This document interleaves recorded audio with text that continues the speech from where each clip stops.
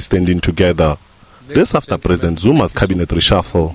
They also accused the president of disregarding the constitution and the economy of the country. And not for the first time, the DA has tabled yet another motion of no confidence. We convened together as leaders from various respective parties that have been introduced here today, really against the backdrop of the hostile takeover that is taking place at Treasury, the rather reckless reshuffling that has taken place by President Jacob Zuma, and ultimately whose interest is in amassing personal wealth and weakening the state. It's not an anti-ANC thing. Last week on Saturday I was at the memorial service of Katrada at the City Hall.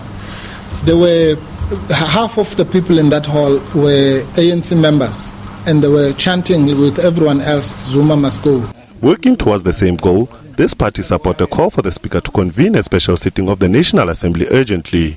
We are dead serious about the crisis that the country finds itself in, and the issue of the vote of no confidence.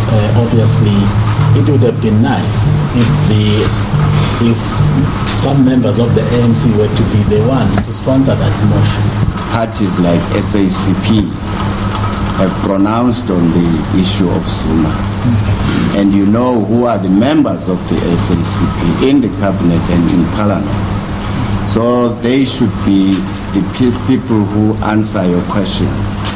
Otherwise, we will call them as nothing else but as hypocrites if they vote for Zuma. Our country is in this crisis because there's no regard for the Constitution and there's no regard for the rule of law. Strictly speaking, we are being governed today exactly in the way that the National Party used to govern us under apartheid. It's not only members of the opposition that acknowledge that we have a crisis, but even members of the ruling party are acknowledging that we have a crisis. The opposition parties will also have a summit which will focus on the state of the country. Meanwhile, the DA will march to Lituli House on Friday. SABC News, Johannesburg.